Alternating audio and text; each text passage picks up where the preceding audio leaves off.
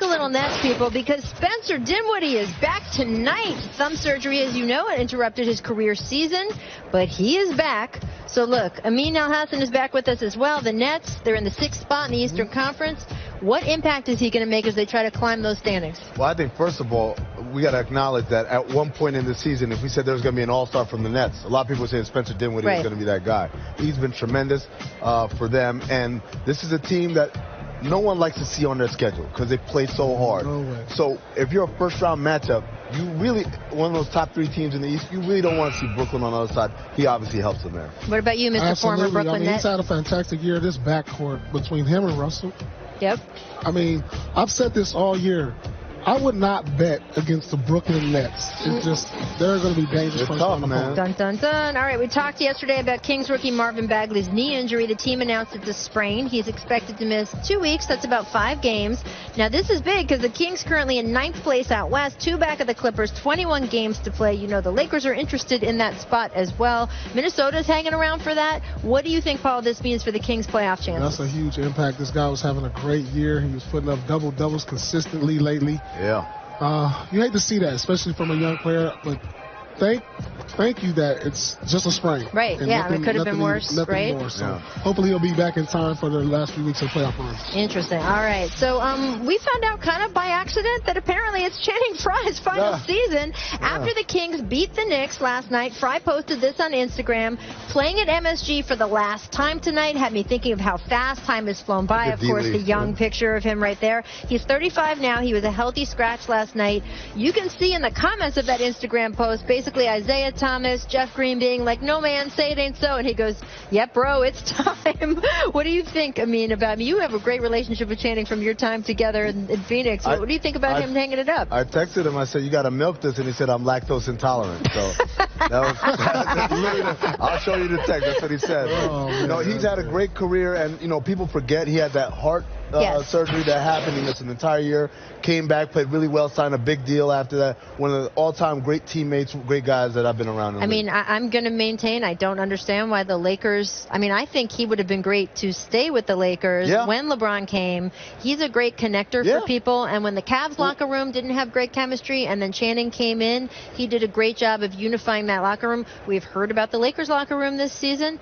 There's a divide, right, between some of the younger, older guys, that kind of thing. Channing's just so good at that. That's another, him and Brook Lopez. Yeah, both Lakers. They could have held on to those guys, and they didn't because, remember, they're smarter than us. They wanted playmakers. That's what they're going to done. Well, we got to talk a little bit more about the Lakers. Big game tonight on our air. Bucks versus the Lakers. LeBron. Look, the NBA Twitter's video coordinators, right, have been having a field day with LeBron James' defensive efforts, calling out, you know, times he maybe hasn't given effort. And some of these times, he's had... I love the point. Hey, bro. right. Look, some of these times he does have teammates who aren't rotating, right? That's true. But the effort for him to back those guys up hasn't been there all the time. He talked to Chris Haynes of Yahoo Sports. He said, I mean, every team has the right, if they want to single me out defensively, come with it. We will see what happens. Should I break it down? Paul, is that criticism fair, unfair? What do you think? I mean, call a spade a spade. I mean, that's what it is. I mean, we know that LeBron isn't the defensive presence he once was. He's getting older. So, you know, teams are going to attack him, put him in situations where he's rotating. He's preserving his energy. Right. Trust me, because he's playing so many minutes in the stretch. He has to do so many things offensively that at times he does preserve his energy on the defensive end. But, you know, he needs it all on the offensive end because he has to carry such a load. Yeah, he does it. This is in the first year he's done it. Remember the other day I mentioned the Tom Haberstroh article from 5 years ago where he was doing it in Miami. And there's no problem because he's conserving it, like Paul said, for something more important. Having said that, LeBron, you said, come on with it. Man, they've been coming on with it. What do you think? Like, you think this is all coincidences? Of course, everyone knows that you do this in the regular season. And so, yeah, teams do game plan for this. That LeBron doesn't help. That LeBron is so on rotations. Doesn't mean that he can't do anything about it. It just means we know he doesn't really value these moments right now. He's making a decision to put his efforts in other places. That doesn't mean he's a bad person, a bad player. It just means he's doing that. And as you say, teams are trying to take advantage. I wonder if with all this increased attention, he's going to feel the pressure to ramp it up. And if he is taking energy from other places to put it there, we will have to see what the effect of that is. But he might have to, because look, the Lakers' other problem on defense is Lonzo Ball is still out. They are a much better team when Lonzo Ball is there. And the team announced he needs more recovery time. They say it's going to be at least another week with that sprained ankle because of a bone bruise complication. At least another week until they even reassess him. What do you think? I mean, if he's out for at least another week, where does that put them in their playoff push? This is huge. You know, we talked about this again the other day in the games that since he's been hurt, they've been a bottom 5, bottom 6 defense in the NBA. He's clearly their best perimeter player defensively, and then offensively, he's really good at pushing the pace and moving the ball without having it stick in his hands.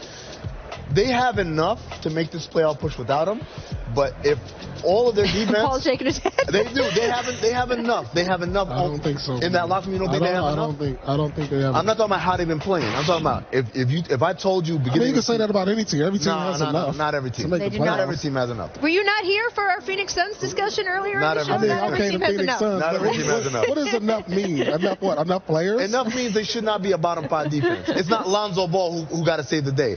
They should defend better as a team. As a team, their energy level needs to be better. As a team, their engagement. Who do you look at as great individual defenders on that team? Great individual defenders? Yeah. LeBron when he wants to. We just talked about that. Brandon Ingram is a plus defender. Tyson Chandler when he plays. Look, the young guys on that team are generally plus. Brandon Ingram is plus. Kyle Kuzma is plus. He's been hurt, though. So I don't know. I do want to say, look, they've got Giannis tonight. Giannis leads the league in dunks. So Paul, I thought this question was just for you. Who's going to have more dunks tonight? This should be on Giannis or the entire Lakers team? You're not on countdown tonight, so we got to give it to you here. The entire Lakers team. I put Giannis at 5 dunks. Okay. But when guys like Ingram and Kuzma and LeBron, they have athletes that can get dunks. So I got to go with the Lakers team. All right. I'm going to go the opposite. I'm going to go Giannis because Milwaukee got the best defense in the NBA. They ain't going to have any easy dunks. LeBron is good for about 2 or 3 dunks. Giannis is good for about 4 or 5. Yeah, but then, Ingram could get a couple. All right, I got to get to the Woj bomb because this is the great thing about a 90-minute show. We're still on the air when Woj is dropping his knowledge. Not only during the show has he let us know that Pau Gasol has reached an agreement with the Spurs. He is going to have a buyout from that team. But then he tells us afterward, oh, yes, he is going to be playoff. If he does it by today, of course, he's playoff eligible. Woj says that Pau is signing with the Milwaukee Bucks. What do you guys make of that decision? It's a great signing. Not for the things he could do on the court, though. Okay. The knowledge he can give them, the talks he can have in the locker room, getting their mind right for the playoffs, a guy who's a champion, a guy who understands the process. He can help them in practice. He can help them in the locker room. Not sure how much he can give them on the court, but in that aspect, he's perfect. We just talked about Channing Frye and what a great influence he was. But Channing was on the court through their runs to the finals. Sure. Do you expect Powell to get playing time in this lineup? That surprises me a little bit. He's played more than 10 minutes, I think, twice in the last month and a half. Right. He's not playing. But like Paul said, I think like a guy like Rasheed Wallace, when you guys picked him up, a guy who was a champion, a guy who was played a lot though. He didn't play as.